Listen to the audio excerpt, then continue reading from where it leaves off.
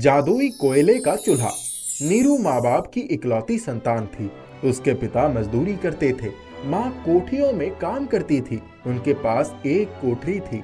महीने के आखिर में माँ की तनख्वाह का ही इंतजार रहता था। तनख्वाह मिलते ही सारा राशन भर लिया जाता था। कभी कभी महीना खत्म होने से पहले ही राशन खत्म हो जाता था। नीरू जब भी खाने बैठती थी तब सबसे पहले बाहर जाकर काले कुत्ते जॉकी को रोटी खिलाकर आती। वो कुत्ता भी उसका इंतजार करता रहता और उसके घर के सामने ही पड़ा रहता। दरवाजे पर कभी भिक्षुक के आने पर घर में जो कुछ रहता जरूर देकर आती। अपनी माँ से ही उसने दूसरों के मदद की आदतें सीखी थी। एक दिन नीरू रात को देर तक पड़ती रही तो सिर में हल्का दर्द था। वो रात में ठीक से सो नहीं पाई थी। उस दिन इतवार था। माँ ने सुबह बहुत उठाने की कोशिश की पर वो नहीं उठी। उसके पिता ने कहा, मुझे जल्दी कुछ भी खाने को दे दो, नहीं उठ रही है तो सोने दो, अपना खाना खुद ही बना लेगी। उसके माता पिता रात का रखा बासी खाना खाकर ही अपने अपने काम पर चले गए। सुबह जब वो सोकर उठी तो सिर दर्द तो खत्म हो गया था पर भूख के मारे आंखें बुलबुला रही थी। जैसे तैसे उसने बिस्तर उठाकर साफ सफाई की। जब चूल्हा जलाने गई तो देखा कल माँ एक नया चूल्हा ले आई थी। नीरू ने चूल्हा सुलगा दिया। धुआं निकलने के बाद अपनी कोठरी में ले आई। उसने देखा कि आटे के बर्तन में बहुत थोड़ा सा ही आटा रखा था। झट आटा निकालकर गूंदा और पराठा बेलकर तवे पर डाल दिया, लेकिन किसी डब्बे में तेल ही नहीं था। उसने पराठे रोटी की तरह ही सेक लिए। चाय बनाने के लिए ना दूध था ना चाय की पत्ती थी। उसने सोचा, अचार से खाकर पानी से ही निगल लूंगी। जब मैं पढ़ लिख कर नौकरी करूंगी तब कम से कम खाने का तो सारा सामान भर कर रखूंगी।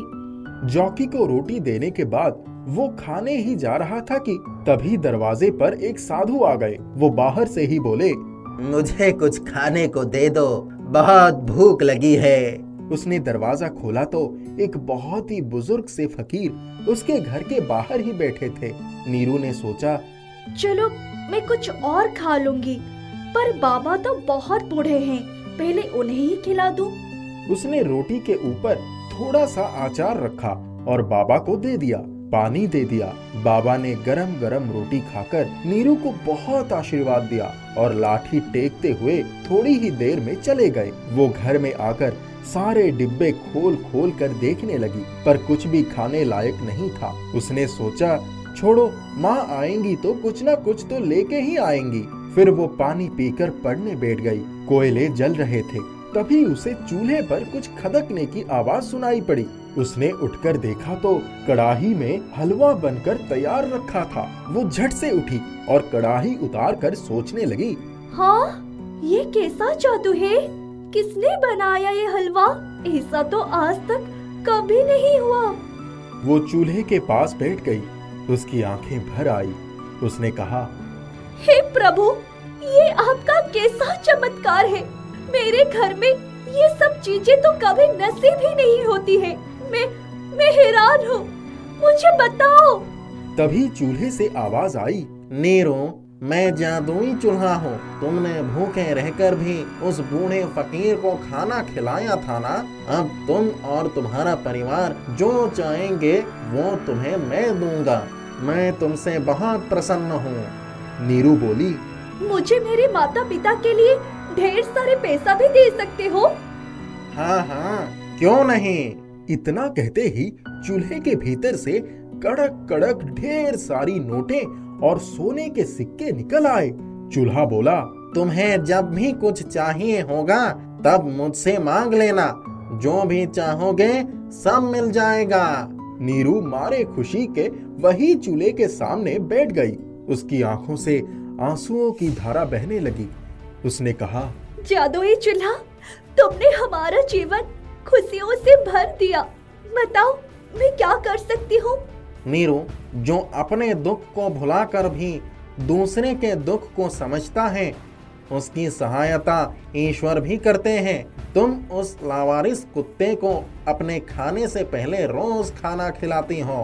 कोई भिक्षुक तुम्हारे दरवाजे से खाली नहीं जाता है। बस तुम खुद को कभी मत बदलना। कुछ ही दिनों में उनके हालत बहुत अच्छे हो गए। उनके घर के पास ही ललिता काकी रहती थी, जिनका काम ही दूसरों के घरों में ताक झांक करना था। उनके देखते ही देखते नीरू के घर के हालत बदल गए। उन्हें कैसे बर्दाश्त होता। एक दिन जब उसकी माँ कुछ सामान खरीदने बाजार गई तो ललिता ने देखा कि नीरू अपनी चूल्हे के सामने बैठकर कुछ बोल रही थी और चूल्हे से नोट निकल रहे थे। यह देखते ही वो बावली सी हो गई। एक दिन नीरू ने जब चूल्हा सुलगाकर बाहर रखा तो वो जल्दी से गई और बिल्कुल वैसी ही चूल्हा सुलगाकर वहां रख दिया। नीरू का चूल्हा अपने घर में लेकर चली गई और झट से उसके सामने बैठकर कहने लगी, चूल्हा, मुझे भी पड़ोसियों की तरह मालामाल कर दो। उसके इतना कहते ही गरम गरम अंगारे निकलकर उसके हाथ पर आकर गिरे और चूल्हे से आवाज आई, ये चूल्हा जहां रखा था वहीं रख दो, वरना तुम्हारा घर खाक में मिल जाएगा। वो क्रोध से फुफकारती हुई चूल्हा ले जाकर वहीं रखाई। उसने देखा नीरू बाहर खड़ी मुस्कुरा रही थी। ललिता काकी बड़बड़ाती हुई अंदर चली गई। जादुई गुलमोहर का पेड़। रेशमा एक गरीब कुम्हार की बेटी थी। रेशमा बहुत खूबसूरत थी। उसकी माँ बचपन में ही मर गई थी। उसके बापू मिश्री लाल ने उसे बड़ी मुश्किल से पाला था। वो रोज सुबह ही घड़े और मिट्टी के बर्तन बनाता और बाजार में बेचकर जो भी पैसा मिलता उसी से उसका खर्चा चलाता था। लोगों के बहुत जोर देने पर भी मिश्री लाल ने दूसरा विवाह नहीं किया था। रेशमा 18 साल की हो गई थी। मिश्री लाल को उसके विवाह की चिंता होने लगी। रेशमा घर का सारा काम करती, फिर बापू को खिला पिलाकर पास के ही जंगल में अपनी गाय और बकरी को चराने के लिए ले जाती थी। एक दिन जब वो जंगल में गई तो गाय और बकरी को चरने के लिए छोड़ दिया और खुद अपने पसंदीदार पेड़ से पीठ ठिकाकर आराम करने लगा। थोड़ी ही देर में उसने अपनी खाने की पोटली निकाली और थोड़ा खाना और पानी उस पेड़ के पास रख दी। वो आंखें बंद करके बोली, हे वृक्ष देवता, पहले आप खा लो, फिर मैं भी खा लेती हूँ। माँ कहती थी वृक्ष हमारी धरोहर है, उनसे प्यार करना चाहिए। वैसे भी मुझसे अकेले नहीं खाया जाता। आप भी तो भूखे होंगे ना। फिर वो पेड़ से ढेरों बातें करती। ये उसका रोज का नियम था। फिर रेशमा ने खाना खाया और पानी पिया। अचानक उसके सामने पेड़ से एक गुलमोहर का फूल का गुच्छा गिरा। रेशमा ने जैसे ही उसको उठाने के लिए हाथ बढ़ाया, पेड़ से आवाज आई, इसको अपने घर के आंगन में मिट्टी के नीचे दबा देना। फिर रेशमा बोली, तुम कौन हो और ये फूल मुझे क्यों दे रहे हो? फिर पेड़ बोला, तुम तो मुझे रोज खाना पीना देती हो, इतनी बातें करती हो और पहचानती नहीं हो। रेशमा खुशी से उछल पड़ी। वो बोली, अरे तुम सच में मेरा बनाया खाना खाते हो? आज मैं बहुत खुश हूँ। अभी जाकर बापू को बताती हूँ। वो गुलमोहर का पेड़ बोला, ना ना ना ना ना, ये बात सिर्फ हमारे और तुम्हारे बीच की है। समय आने पर उन्हें सब कुछ पता चल जाएगा। फिर रेशमा ने कहा, ठीक है, किसी से नहीं कहूँगी। अब मैं चलती हूँ, कल फिर आऊंगी। वो अपने जानवरों को हाँकते हुए घर आ गई। घर आते ही रेशमा आंगन में गई और उसने खुरपी लेकर गुलमोहर का फूल मिट्टी के नीचे दबा दिया और फिर आकर चुपचाप घर का काम करने लगी। जब मिश्री लाल आया तो बेटी को प्रसन्न चीत देखकर बहुत खुश हुआ और बोला, अरे आज क्या बात है, बड़ी खुश लग रही हो। फिर वो बोली, कुछ नहीं बापू, बस ऐसे ही। खाना पीना खाकर वो सोने गई तो अपने कमरे की खिड़की से झांक कर देखा कि जहां उसने गुलमोहर का फूल लगाया था वहां उतनी ही देर में पौधा निकल आया है।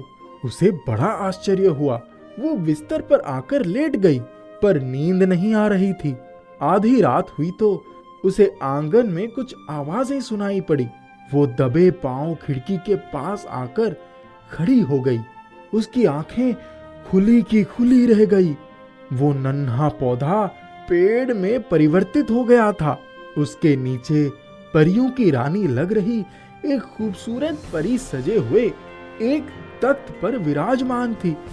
उसके चारों तरफ सुंदर परियां और परिजात नृत्य कर रहे थे। कोई बांसुरी बजा रहा था तो कोई शहनाई और कोई सारंग। कुछ देर के बाद ही परियों की रानी ने 3 बार ताली बजाई और ढेर सारे खाने पीने का सामान आ गया। खाने की सुगंध से रेशमा को भी भूख लग गई, लेकिन उसकी हिम्मत नहीं हुई कि वो बाहर निकल कर जाए। खाना पीना खत्म होते होते भोर हो गई। अचानक एक तेज रोशनी हुई और गुलमोहर का पेड़ 2 भागों में दरवाजे की तरह खुल गया। सब लोग उसके भीतर समा गए। पलक झपकते ही वहां का नजारा ही बदल गया। रेशमा ठगी सी आंखें फाड़े देखती रह गई। चुपचाप आकर बिस्तर पर लेट गई। सुबह बापू की आवाज से नींद खुली।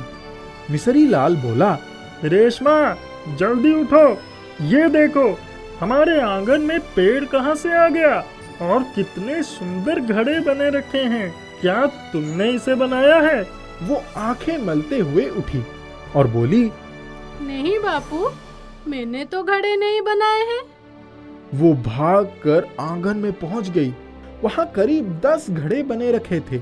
उसने कहा, बापू चलो, अच्छा है ना, अब तुम्हें घड़े बनाने के लिए जाना नहीं पड़ेगा। इन्हीं घड़ों को बाजार में बेच दो। फिर मिसरी लाल ने कहा, हाँ हाँ, तुम ठीक कह रही हो। चलो मैं बाजार जाता हूँ, कुछ खिला दो पहले। वो हाथ मुंह धोकर रसोई में गई। वहां उसके बर्तनों में खूब बढ़िया गर्मा गर्म व्यंजन रखे थे। वो सोच रही थी, ये सारा खाना तो परिया मजे ले लेकर खा रही थी। उसके मन में बेचैनी हो रही थी कि बापू को कैसे सब कुछ बताए। लेकिन तभी उसे पेड़ की बात याद आ गई। उसने थाली लगाई और बापू के सामने रख दिया। मिसरी लाल खाना देखकर भौचक्का हो गए और बोले, अरे इतनी जल्दी तुमने इतना सब कुछ कैसे बना लिया? फिर रेशमा ने कहा, बापू रात को नींद नहीं आ रही थी ना, इसीलिए सुबह ही उठकर बना लिया था। अब थोड़ा तुम भी खा लो। बापू के बाजार जाने के बाद वो झट से पेड़ के पास आ गई।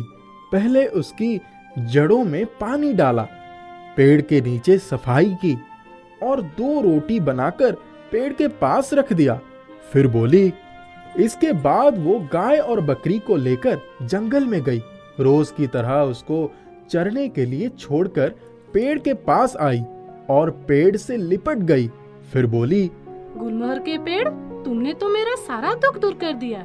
फिर उस पेड़ ने बोला, अरे तुम भी हमारे साथ आकर हमारी दावत में क्यों नहीं शामिल हो गई? फिर रेशमा ने कहा, मुझे तो डर लग रहा था।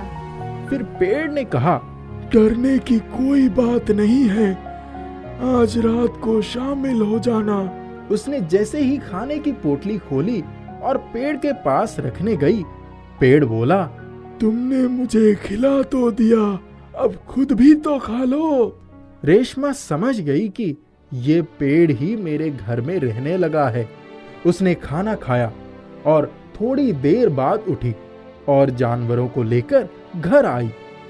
रेशमा उस दिन बेचैनी से रात होने की प्रतीक्षा कर रही थी। दोपहर में सो गई। मिसरी लाल जल्दी ही घर आ गए और बोले, रेशमा आज तो गजब हो गया, इन 10 घड़ों के 10 रुपए मिले। ये तो कोई जादू हो गया। मैं अभी तक समझ नहीं पाया कि घड़े आए कहाँ से। तू कुछ छुपा तो नहीं रहा है? फिर रेशमा बोली, नहीं बापू, मैं तो सो रही थी। रात में खाना खाकर दोनों सो गए। आधी रात को रेशमा ने अपनी सबसे अच्छी साड़ी पहन ली, जो बापू ने उसकी शादी के लिए सहेज कर रखते हुए कहा था, जब तेरी शादी होगी तब यही साड़ी पहनना। उसी को पहनकर थोड़ा श्रृंगार करके खिड़की में खड़ी हो गई। थोड़ी ही देर में गुलमोहर का पेड़ दरवाजे की तरह खुल गया और उसमें से सभी परियां निकल आई। रेशमा ने देखा कि उन्होंने पेड़ से एक संदूक निकाला और परियों की रानी ने 3 बार ताली बजाई। तभी उस संदूक में से एक राजकुमार निकला। अब तो उससे रहा ना गया। वो भी आंगन का दरवाजा खोलकर बाहर गुलमोहर के पेड़ के नीचे चली गई। राजकुमार अपलक उसकी तरफ देखता रहा। परियों की रानी आगे आई और उसने कहा, रेशमा, ये राजकुमार अभय है। इनको अपने लिए एक खूबसूरत और योग्य वधू चाहिए। तुम इनसे शादी करोगी? रेशमा ने शर्म और खुशी से अपना चेहरा अपनी हथेलियों से छुपा लिया। सारे लोग हंसने लगे। वो बोली, मैं अपने बापू को बुला लाऊं? राजकुमार अभय बोला, अरे नहीं नहीं, चलो हम सभी तुम्हारे बापू के पास ही चलते हैं। मिसरी लाल को जैसे ही थोड़ी आहट लगी, वो उठकर बैठ गया। तभी उसने देखा कि उसके कमरे में परियों की रानी, राजकुमार अभय और रेशमा ने प्रवेश किया। राजकुमार आगे बढ़ा और बोला, आप हमें आशीर्वाद नहीं देंगे? मिसरी लाल ने कहा, मैं कुछ भी समझ नहीं पा रहा हूँ। आप लोग कौन हैं? और रेशमा, तूने ये साड़ी क्यों पहनी है? ये तो मैं तेरे विवाह में पहनने के लिए लाया था। फिर परियों की रानी आगे आई। उसने मिसरी लाल को बताया कि ये मधुपुर के राजकुमार अभय हैं। ये किसी परी के साथ बस 5 वर्ष से गुलमोहर के पेड़ में ही कैद थे।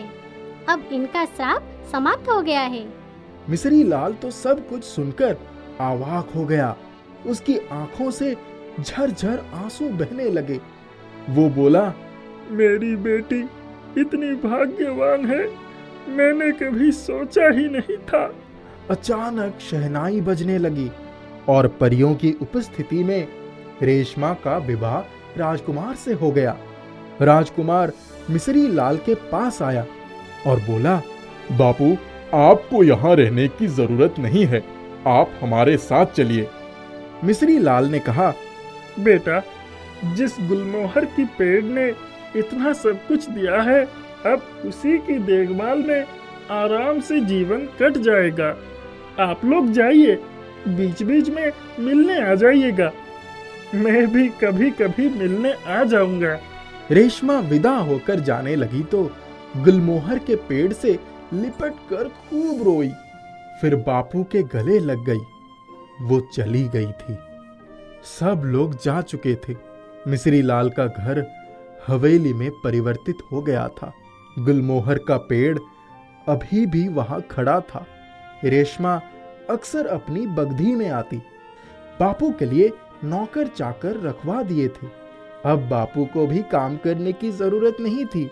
वे सारे समय गुलमोहर के फूलों से नए नए पेड़ लगाते और उन्हीं की देखभाल में सारा समय बीत जाता। कुछ ही सालों में मिसरी लाल की हवेली को लोग गुलमोहर के बाग वाली हवेली के नाम से जानने लगे थे। गुलमोहर के जादुई पेड़ ने उसकी किस्मत बदल दी थी।